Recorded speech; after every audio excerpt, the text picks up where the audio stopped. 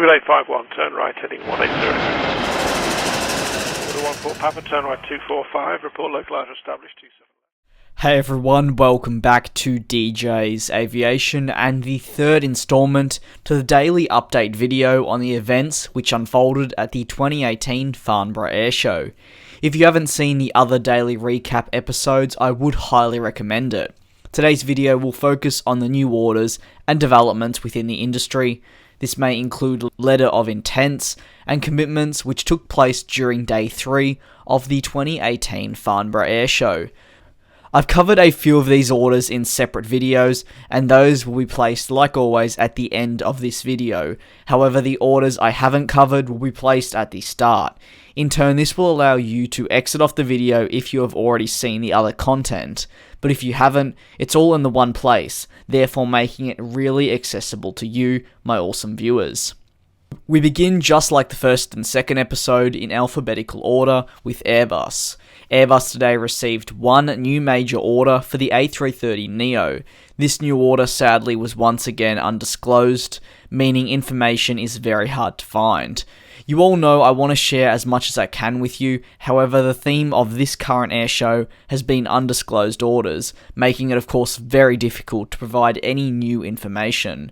What we do know in regards to this order is that Airbus received an order for 6 of the A330neo family aircraft. The deal doesn't specify which variant, so it could be either the A330-800 or the A330-900, or even potentially both. At list price, the new order is worth $1.5 billion US. That's providing the customer pick the -800 Neo, and if it was a mix, you can expect the price to be slightly higher than that. On top of this, Viva Aerobus firmed up an order for 25 A320neos and 16 A321neo up conversions. The airline, which is an ultra-low-cost carrier and based in Mexico, converted an order for 16 of the A320neos to the A321neos, as I mentioned earlier. The latest order further increases the huge backlog of orders that the European plane maker has, especially for the A320neo family. The CEO of Viva Aerobus said the following: "Our decision to introduce the A321neo to our fleet reflects our long-term commitment to cost reduction, to innovation, operational and environment efficiency, and enhancing our passenger experience. These additional aircraft will allow us to capture opportunities in Mexico, and we can think of no aircraft better suited than the A321neo, with 240 seats with which to endeavour our growth objectives. Of course, these new aircraft will help us offer even lower fares, more destinations, and allow us to continue improving our customer service." Airbus had quite the quiet day, with the only other announcement in regards to Skywise by Airbus to suppliers. Essentially, after building on the Skywise data platform for airlines at the 2017 Paris Airshow, Airbus announced that they would extend the scope of cloud-based big data analytics into the supply chain. 10 suppliers are already collaborating with Airbus and are known as early adapters of the power of this new platform. The managing director and chief of sales at Liebherr Aerospace and Transportation said, "The projects demonstrate that bringing together a wide range of data and conducting holistic analyses enable us to realize a much deeper and better understanding of the in-service behavior of onboard systems and components, developed, manufactured, certified, and serviced by Liebherr." The single Boeing order on day 3 will be discussed at the end of the video, as I have already covered it in a separate video. Now I'm going to move on to ATR, who saw HAC sign a deal with them for 2 of the ATR 42-300s, with options for 1 additional aircraft. It's noted that deliveries will commence in November of 2019 for this particular aircraft. If you are unaware, HAC is a subsidiary of Japan Airlines. The president of HAC said, "The aircraft has extensive experience with operations in cold winter, which will increase the reliability of the operations in cold weather." Meanwhile, the ATR chief executive said, "JAL's group endorsement is testimony to the relevance of our product in a most advanced society that is concerned with comfort, environmentally friendliness, and the benefits of regional connectivity. Meanwhile, the Nigerian government unveiled a brand new carrier, Nigeria Air.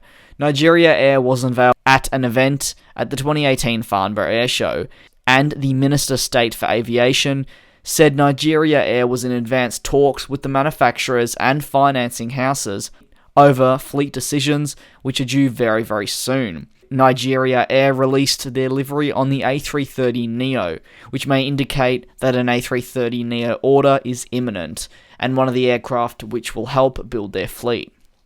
The minister further added that a total of 81 routes have already been identified, and Nigeria Air will officially target these destinations once it launches operations in December of this year or potentially early 2019.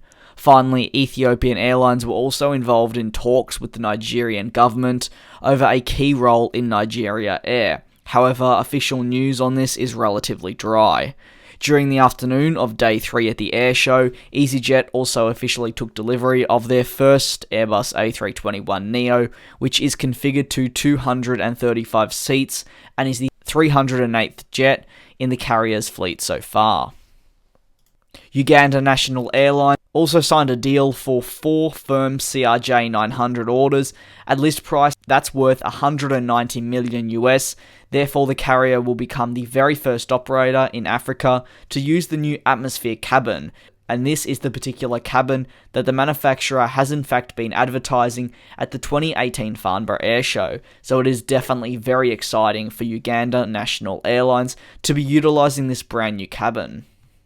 Today, ATR also received another smaller order from EasyFly, which is an airline based in Colombia. They've signed an MOU with ATR for 5 aircraft, and that features 3 ATR 72-600s and 2 ATR 42-600s.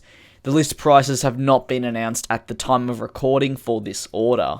So it has been a successful day for ATR to say the least, pulling in 2 major orders, and while they're not huge, they are still major for ATR. That will conclude all the unseen orders and news that didn't get their own separate video on the channel. If you have watched my other video from today, I'd like to thank you very much for watching, because feel free to now click off.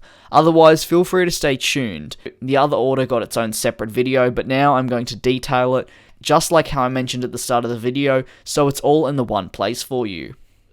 The first major MOU of the day has gone the way of Boeing, and was placed by Vietjet, an airline based out of Hanoi.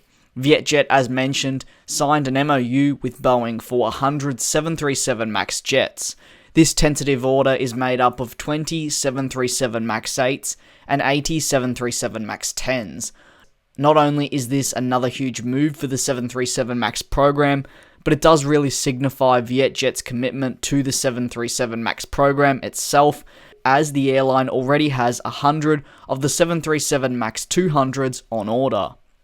Vietjet is an airline based in Vietnam and of course is an international low-cost carrier. They commenced operations in December of 2005. The fleet which Vietjet currently operate and will operate is quite different to what we find normal carriers opting to do. Vietjet currently operate the A320, A321, and do in fact have a large number of orders for the A321neo. As mentioned, they also have 100 737 MAX 200s on order. Of course, this is on the Boeing side of things. This new MOU highlights the mixed Airbus and Boeing fleet that Vietjet have gone for. The president and CEO of Vietjet said, "We are excited to introduce Boeing's newest 737 MAX 10 into our rapidly growing fleet. These new airplanes will fit perfectly in our growth strategy, providing the efficiency and range for Vietjet, expands its route network and offer more international destinations for our customers and expand alliances across Asia Pacific, the fastest growing aviation market in the world. With a large network, these new planes will no doubt further benefit the airline in terms of route growth and the potential expansion into new markets currently untouched." It's worth mentioning that the deal is worth $12.7 billion US at list prices.